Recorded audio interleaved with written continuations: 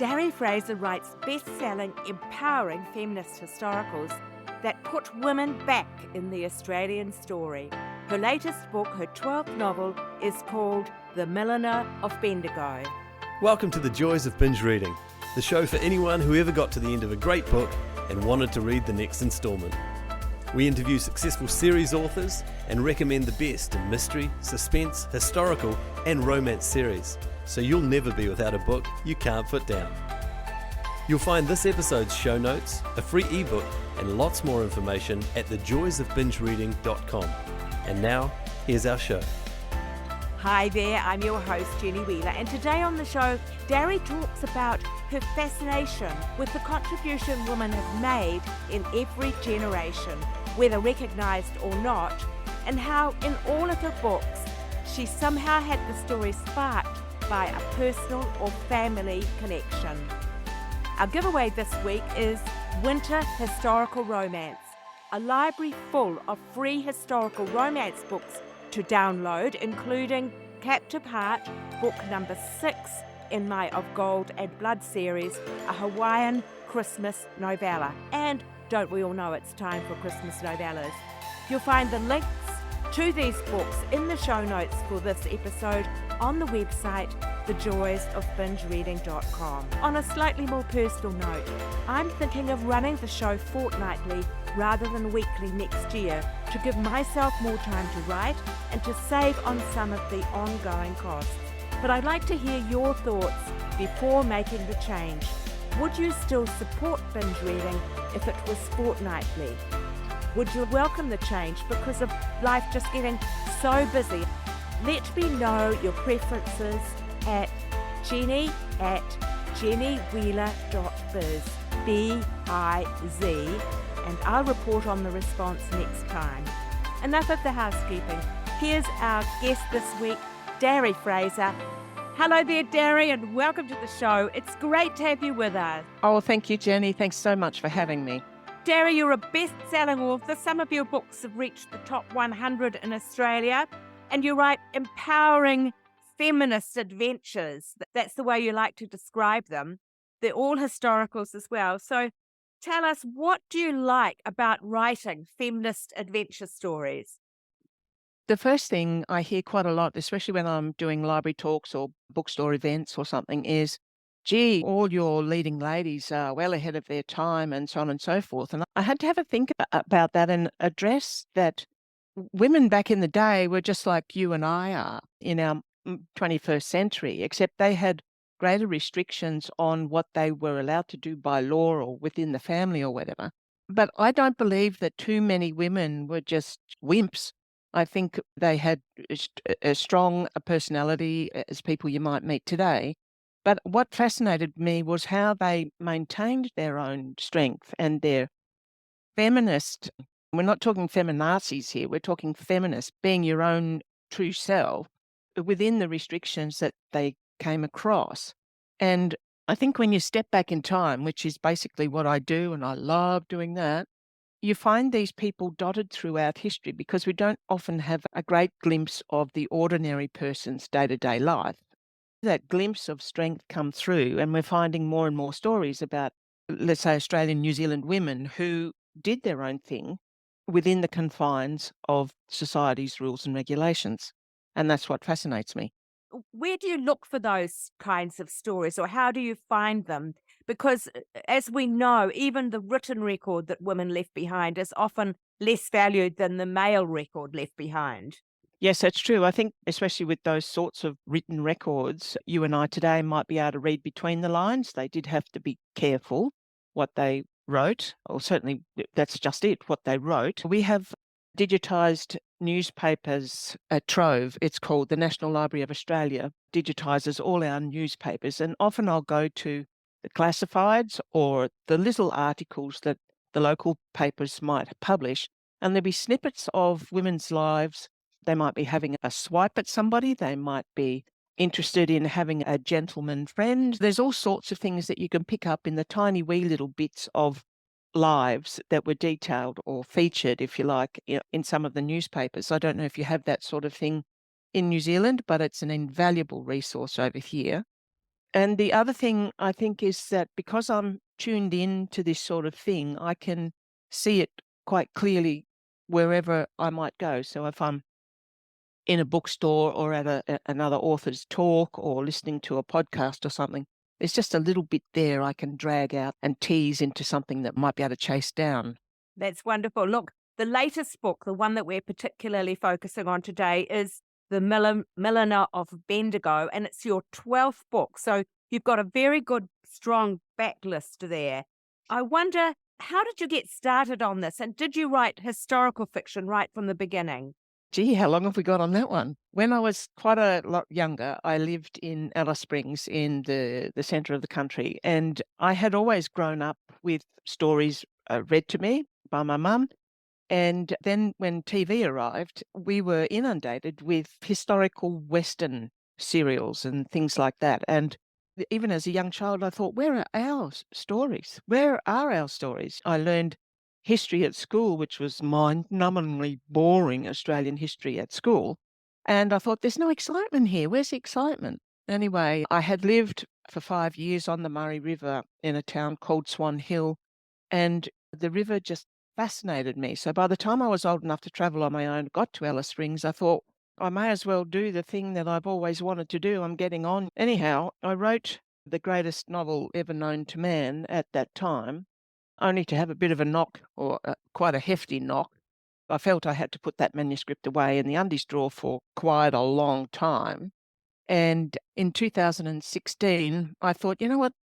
It really is now or never, because that was 33 years later. So I dusted it off again and submitted it in a pitch, and it was published as Daughter of the Murray in 2016. The journey through to publication was a long one, but not necessarily one that I slogged away at all those years. But the time was right for the Australian story set in historical fiction to have its day. And I think I was just fortunate enough to be at the right place in the right time. Now, The Milliner of Bendigo traces not just the story of a solo businesswoman who is trying to make her way against some very tough social circumstances, but also presents us with Fitz, who is a very self-aware gay man. He knows that he likes men better than women. He doesn't talk about this much to anybody. He keeps it very secret, and he's almost faced with that challenge that some people, even still in our own time, are to marry, even though he knows marriage isn't really for him, just to keep his social cover. And that also is, well, almost a more perilous social situation to be in than a single woman without family connections. And brave of you to introduce him. Is this the first time you've had a gay man in your work? Specifically, if you like, that he's come out, I've indicated before, it's a well-known fact that we're all made up of a jumble of different things over the centuries, and what's accepted as right and what's accepted as wrong changes as the decades and the centuries go by. But I felt it was important for me to work in a gay character because it's a little like other things we tend to shy away from. They were there, and we can't try to tell everybody or ignore the fact that they were there. But Fritz's story is important, I think, because he has interacted with his straight male friend, and he's got a straight female friend, and he's trying to navigate around what he should and shouldn't do. And I really wanted to showcase, from an ordinary person's point of view, how difficult it might have been for people like that. And I think in some circles, for instance, Oscar Wilde, he had his own circle of people who understood who he was, and he'd found his tribe and so on and so forth. But somebody took a dislike to that, and he knew he could be in great trouble. From a legal point of view, it did have to be kept well under wraps. And I presume a lot of gay people would have married just to keep the peace. Yeah, absolutely.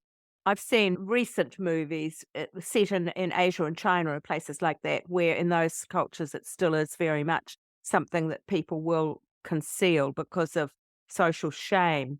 One of the plot lines is related to the law that was in place at that time, that if someone died without a will, their property reverted to public domain, and then people could come along and snap it up for a bargain basement price. And this is one of the storylines that's going in The Milliner of Bendigo. I'm not quite sure how long ago that law was cancelled, but I guess it particularly put vulnerable people like widows at risk, didn't it? It certainly would. The particular part of the story you're referring to there refers to government grants of land, if you like. We call them over here settlers or closer settlements, where the land was opened up by the government and basically leased for a fee to the leasee. And if their rent payments defaulted, the government basically took the land back. But the other part of that is that in around 1878, the Married Women's Property Act came into being in British law, which covered Australian, I'm presuming New Zealand law at the same time, where if a woman came to a marriage with her own property, it could then stay in her name and not be taken over by her husband. Invariably, it would have been. And how many women would have known that they could keep that? But also the thing was that if in the day, if their husband didn't stipulate that their wife, their widow, could administer the property, then she had to appeal to the courts that she was the legal wife and that she should be able to administer the property that she had married into. So yes, it seems like it's a long time ago, 1878, 1880, 1890. It's not really. It's just 100 and a bit years ago. And whilst we've come a long way, I think there's still a lot of people don't understand their rights around marriage and property and this sort of thing when they go into it. I keep my eye on that in my stories because it definitely plays a big part in how the characters go forward. I found it fascinating that you say in one of your little blogs on the website that all of your stories have some personal component, either something that happened to you, something in your ancestral past, or something in your surrounding personal history. And I wondered what the factor in The Milliner of Bendigo was for you. I love returning to, I live in South Australia, as you might know, and I love returning to Victoria, where I was born and bred. So I've got the Milliner of Bendigo firmly in my head, but I know she's got to go back to the river. So there's a couple of things here. My maternal grandmother was a milliner in I'm going to say the 1920s. And whilst I never saw any of her own creations, I knew that she really did love a good hat. And so I thought that was an important employment sort of thing for women in the day. They could look after their own fashion, basically, if they were a good craftsperson and good with needle and thread and with fabric and so on and so forth. And so for a woman to have her own business, she may very well have been at a printing press, but I didn't find too many instances of that. I think a milliner speaks to femininity and craft and diligence. And so I drew on Grandma Lena's work a little. And of course, the river features once again. So I can't seem to separate my stories from the river, not for great distance anyway. I also got the feeling that you liked writing about outsiders, because a couple of your other books, one's called The Bushranger, one's called The Prodigal Sister. There's that feeling of people who are outside the normal limits of society. And I wondered if that was an attraction for you and whether you also had a sense of wanting justice for those sorts of people. The Elsa Goody Bushranger was a young woman whose last family member has just died, and she lives on the family farm, and she knows perfectly well that the powers that be are going to take it away from her unless she can find the money to keep it going. Whilst she sounds like an outsider, she desperately needs to keep her own place and to be able to look after herself. With The Prodigal Sister, in the very late 1890s, women were allowed to undertake the same type of Bachelor of Arts as the men. Prior to that, they were two different Bachelor of Arts degrees. So by the late 1890s into the very early 1900s, women could study these things that had previously only allowed men to get into university and go on to medicine and science and so on. So Prudence in the prodigal sister thought that because her father was a doctor and now she could undertake this Bachelor of Arts study, she would do that because she was allowed to. So without realising that once you step out of St Andrews in Scotland and return home to colonial Melbourne, things would look very different. And there's a sense of bewilderment.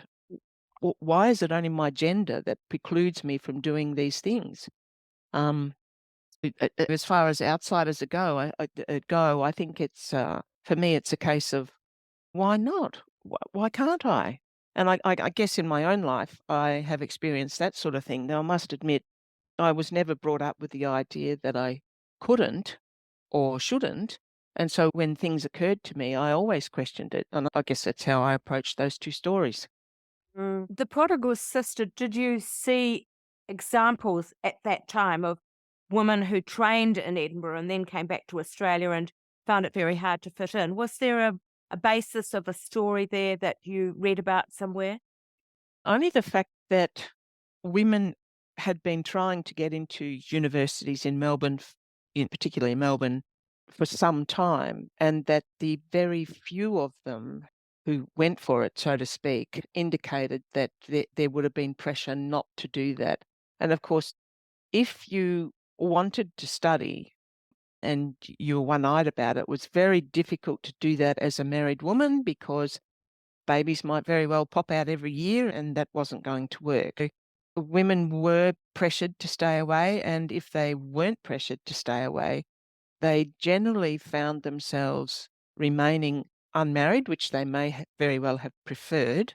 One woman comes to mind. She was a well-educated woman, Vida Goldstein, and she was a suffragist at that time. And while she didn't study medicine, she made the decision to remain a single woman so that she could do the work she wanted to do. She knew that family responsibilities would take over.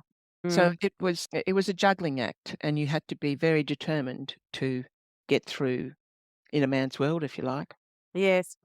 That does raise the interesting question. Have you used real people in your stories, and how do you balance fact and fiction when you are dealing with real lives? I do use real people in my stories, and sometimes they're local people from the local papers that nobody else in the world would know. Again, Vida Goldstein, she had a cameo in, I think, one of my books in particular, and I don't ever try to, but I'm not an historian, so I don't ever try to learn about them per se. I know what they've done, how they've contributed to society, and I just try to take a view that they would have been normal people with a particular interest in an issue and that they were determined and one-eyed and so forth. So if I'm portraying real people, then I stick to the facts about who they were and what they did, and then just try to work around what their character might have looked like. One particular man in The Last True Heart, his name escapes me at the moment, but he was a newspaper editor in the Victorian city or township at the time of Geelong, and he was a very great defender of the up-and-coming constitution in Australia. And so I had to try and figure out who he was as a man and how determined he was to do what he needed to do. And so I don't think I've stepped on anybody's toes, but I was contacted by his great-grandson wanting to know if I had any more information about him. Those sort of things, I think, bring the story to the people in the local area that might be reading it, and they can say, "Oh, he was one of our characters," that sort of thing. But I don't really try to put words in their mouth. But because we're coming up to Christmas, I thought it would be fun to mention your two Christmas books. The Drover The Comes for Christmas and and then Drover's Brothers. I wonder how did those come about and were they popular with readers? Drover Comes for Christmas came about. My publisher asked me, would I do a novella for Christmas? And, it had to be set in history. Okay. For years and years, I had always loved a painting by Jack Waugh from 1964. He was a graphic artist, but did some painting. And he had a drover on his haunches by the campfire with Santa Claus in full red and white with the reindeer on one side of the picture and a Kelpie dog staring at the reindeer on the other side of the picture. And it was a picture that just brought everything about the Australian Christmas story to me. And so I had to research Christmas in Australia and the red-suited Santa Claus, and he was a bit later than my stories are set. The red-suited Santa Claus and Rudolph, for instance, came about with Coca-Cola after 1921. So I tried to come up with a story that would fit the Australian outback scene with a Santa Claus who was trying to get the people in the day into the spirit of the thing. And poor old Santa in the story is just dressed in dungarees and his braces, and he's got a mad character, Alf, by his side. And I just wanted to bring that whole childlike innocence of Christmas back again by depicting what it would have been like in the 1890s in Australia. They only knocked off work for half a day to have Christmas lunch. It wasn't a big deal with thousands of dollars spent or pounds spent at the shops for presents and so on and so forth. And Christmas magic, I love Christmas magic. Tell us a bit about that, because the Aussie Christmas, obviously, and the New Zealand Christmas is quite different from the Christmas in the Northern Hemisphere. And you see this reflected in the women's fiction. Christmas books have become very popular, but mostly they are stories about snow and sleigh bells, and those kinds of scenes are created. What do you particularly enjoy yourself about Aussie Christmas? How do you celebrate Christmas Day? Generally, it's a barbecue or lots and lots of seafood, prawns and crayfish and so on.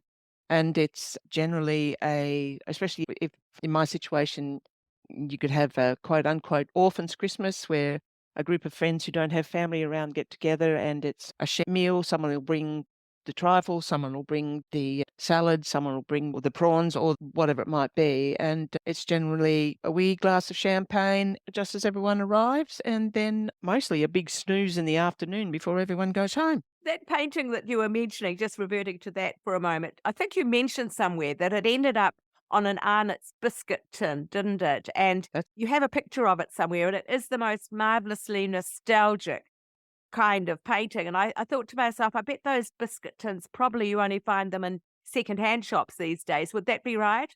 That's absolutely correct. I'm looking at two of them now that I've found here and there online, and they're very rare in the shops now because they were always a limited edition.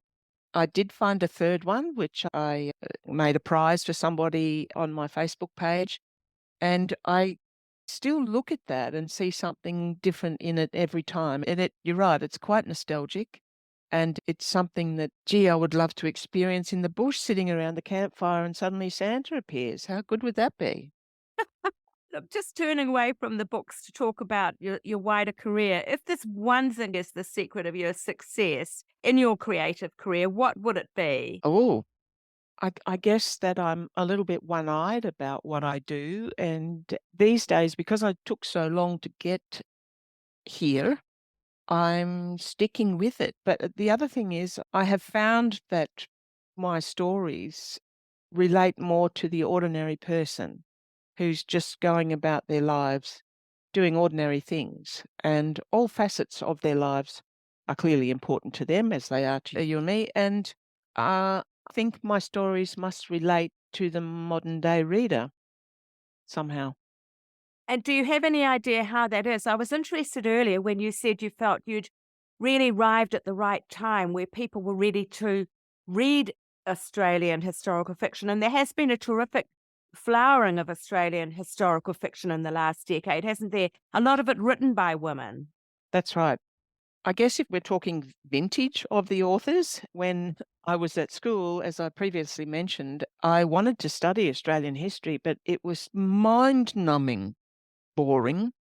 And so when I dug a little deeper, I was able to see that it wasn't boring at all, but I wanted to bring those stories forward. And I think with regard to fiction set in history, in this case, Australian history, there was a shying away of who we were as a country or people. And lately it's become, come on, own what's gone on, get on with it, do the right thing, and embrace the whole lot. So suddenly, instead of shying away from the Australian character, culture, or psyche, we have decided that warts and all, here we are, and we want to learn more about it. I've had such a lot of lovely readers say to me, I didn't know that had happened. I didn't know that occurred. When I read that, I researched it myself. So I'm actually finding these lovely bits and pieces in our past, in Australia's past, that we can be happy about, we can take pride in. And I think that's where I'm coming from. That's wonderful. We always like to ask our authors about their own reading habits and whether they've got anything they'd like to recommend to the listeners. And we're talking here really about books that you read for entertainment, for relaxation, for escapism. Do you read books for those purposes, and could you recommend any? Absolutely, but my reading is eclectic. I read across all genres except historical fiction. And I love thrillers. I'm in the midst of an older one of Candice Fox's at the moment called The Chase, which I'm enjoying. I love the concept of time travel, but it can't be too weird or too out there, although I suppose it is in a sense. I read and will read again Jodie Taylor's Chronicles of St. Mary's, and that was a fascinating, wonderful ride into the past with a number of paleontologists and archaeologists, believe it or not, but it was great fun. Another local South Australian author, Rachel Mead, wrote a wonderful novel called The Art of Breaking Ice. The title was fantastic too because it's about an artist, a visual artist by the name of Nell Law, who in the 1960s was smuggled onto one of the Antarctica explorer boats. Her husband was the captain of the ship, and she was the first Australian woman to land at Mawson at that time. So that was a fascinating read. Too many to mention, probably. I'll read just about anything as long as I can click with the author's style of work. So there's a few that have come to mind. Thank you. I often use these as a starting off point for looking and seeing if they're likely to be good for the podcast. So it's always good to get these suggestions. You mentioned not historical fiction. Why don't you read historical fiction? I can guess, but I'd like to hear what you say. Yeah, I think for me, I don't want anybody else's voice to seep into my own when I'm in that, I'll call it historical zone.